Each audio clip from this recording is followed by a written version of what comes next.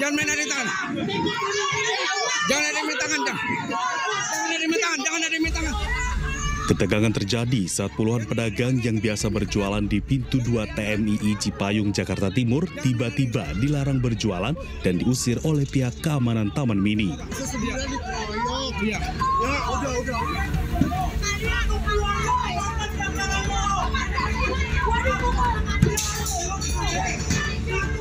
Selain melawan, sejumlah pedagang juga memaki perwakilan dari pihak TMII.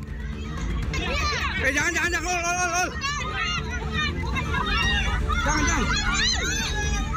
Tak jauh dari lokasi, seorang petugas keamanan juga menjadi sasaran emosi pedagang. Pedagang juga sempat terlibat aksi kejar-kejaran dan bentrok dengan petugas keamanan TMII. Menurut para pedagang, kericuan terjadi lantaran mereka tak terima diusir secara kasar. Tadi gitu, ya Pak saya baru nyampe, pantas sabar ya Pak ya. Bebasin semua, kata dia gitu. Udah tahu lo nggak boleh dagang, kata dia gitu. Masih aja lo dagang di sini. Pak saya orang sini Pak, bukan orang mana. Bapak lompat pagar udah rumah saya, kata saya gitu. Lo udah nggak boleh dagang, masih dagang aja. Lo katanya lapor aja sana ke kedutaan, dia mau ke kedutaan, kata dia gitu. Hingga saat ini belum ada keterangan resmi dari pihak Taman Mini maupun pihak kepolisian setempat.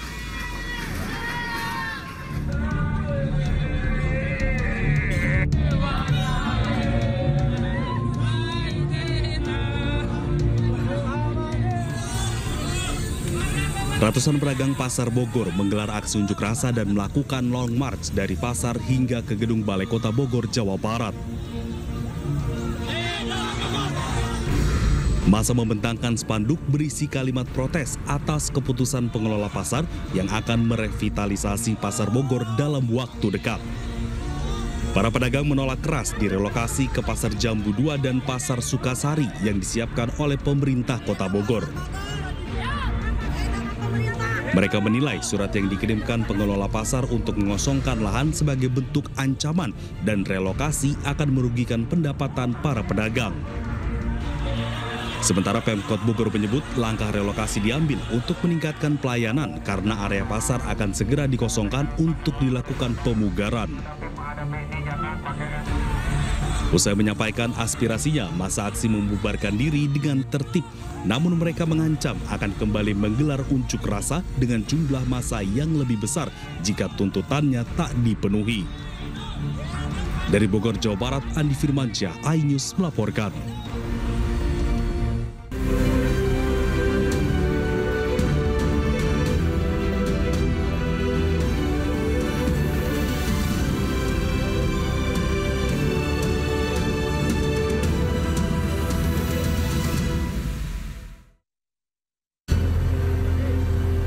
Satu jenazah korban longsor tambang batu Gunung Kuda Cirebon kembali ditemukan. Total korban meninggal dunia menjadi 20 orang. Jam malam pelajar diberlakukan di Sukabumi, Jawa Barat. Petugas merazia sejumlah tempat nongkrong para pelajar.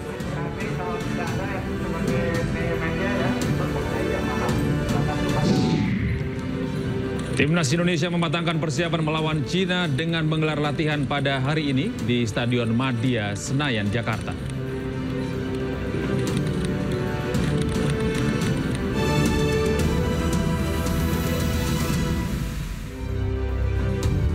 Halo, selamat malam pemirsa. iNews Malam kembali hadir bersama saya Gede Satria. Dan kami awali iNews Malam hari ini dari Nabire, sejumlah narapidana lapas kelas 2B Nabire, Papua Tengah kabur. Salah satu napi bahkan menyerang petugas dengan parang. Bintang. Itu kena dia kasihan. Dia pakai apa?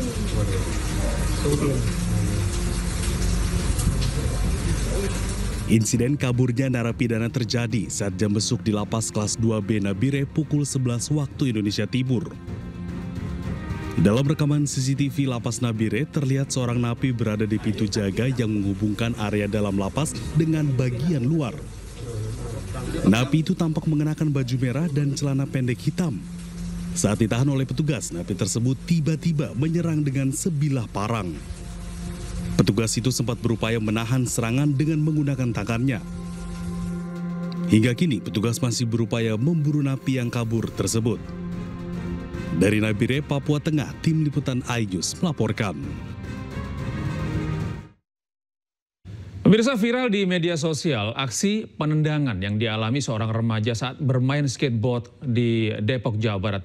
Diduga aksi kekerasan ini terjadi karena minimnya pengawasan petugas di area tersebut.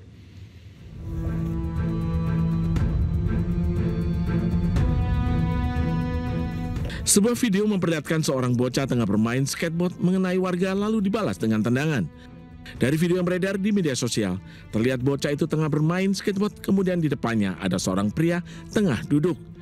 Saat skateboard berjalan, bocah kehilangan kendali sehingga menabrak pria di depannya. Pria itu kemudian langsung menendang bocah.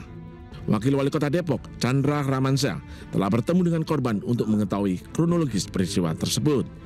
Sementara itu warga menyayangkan aksi penendangan, namun tak membenarkan juga para remaja bermain skateboard di Depok Open Space karena kawasan tersebut tidak diperuntukkan untuk bermain skateboard. Ya salah yang nendang, karena kan kena skateboard itu kan nggak sengaja juga. Cuma ya salahnya karena di sini nggak bisa untuk main skateboard, ya susah juga. Nah, kalau di sini kan bukan untuk arena skateboard. Kalau menurut Bapak gimana, Pak? Apakah memang gimana? Ya seharusnya dikasih papan dilarang main skateboard di sini. Diduga aksi kekerasan terjadi karena minimnya tingkat pengawasan petugas di area Depok Open Space. Kini kasusnya ditangani pihak kepolisian Polsek Pancoran Mas Depok. Tim Liputan iNews melaporkan. 2 siswa sekolah dasar meninggal dunia akibat tenggelam di Sungai PP Solo, Jawa Tengah. Keluarga korban histeris melihat jasad korban dievakuasi dari sungai.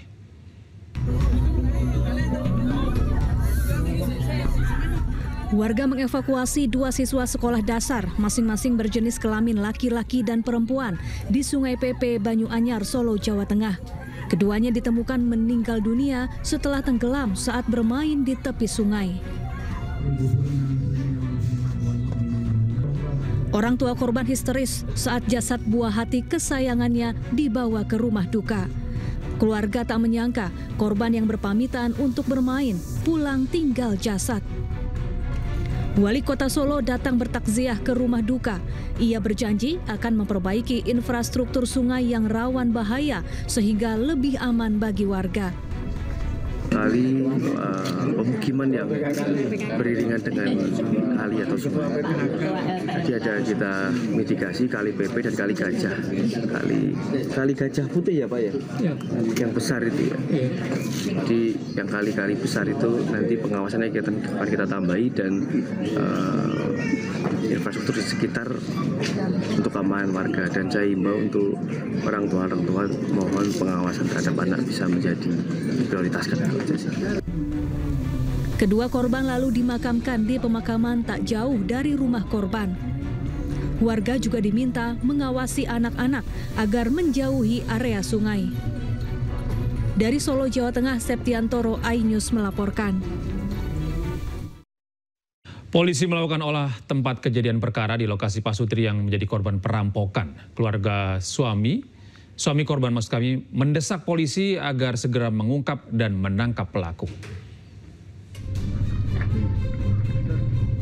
Tim gabungan dari Inafis Satreskrim Polresta Serang Kota dan Polda Banten melakukan olah tempat kejadian perkara di perumahan pasangan suami istri yang diduga menjadi korban perampokan di Kecamatan Walataka, Kota Serang, Banten.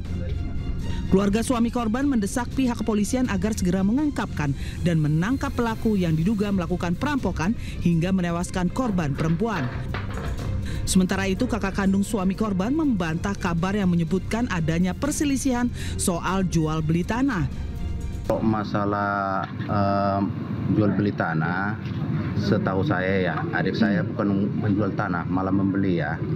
Tapi setahu saya masalah jual belinya nggak ada permasalahan kok sampai sekarang.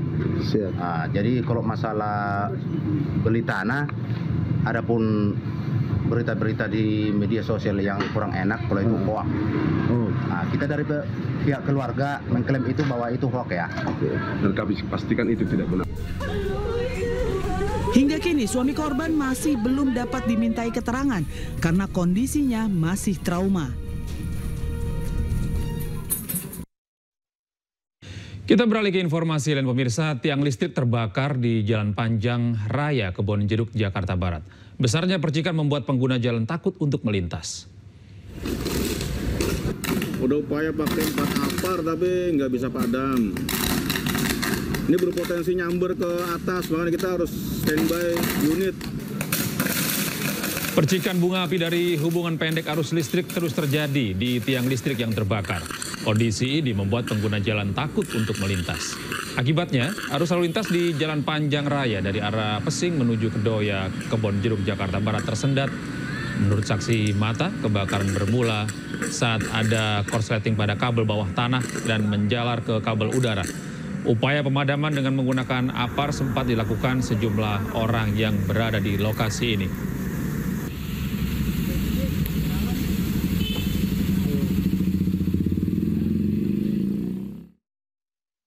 Tiga pria di Kota Padang, Sumatera Barat ditangkap tim Klewang Satreskrim Polresta Padang usai mencuri 11 tiang besi milik sebuah perusahaan penyedia jaringan internet.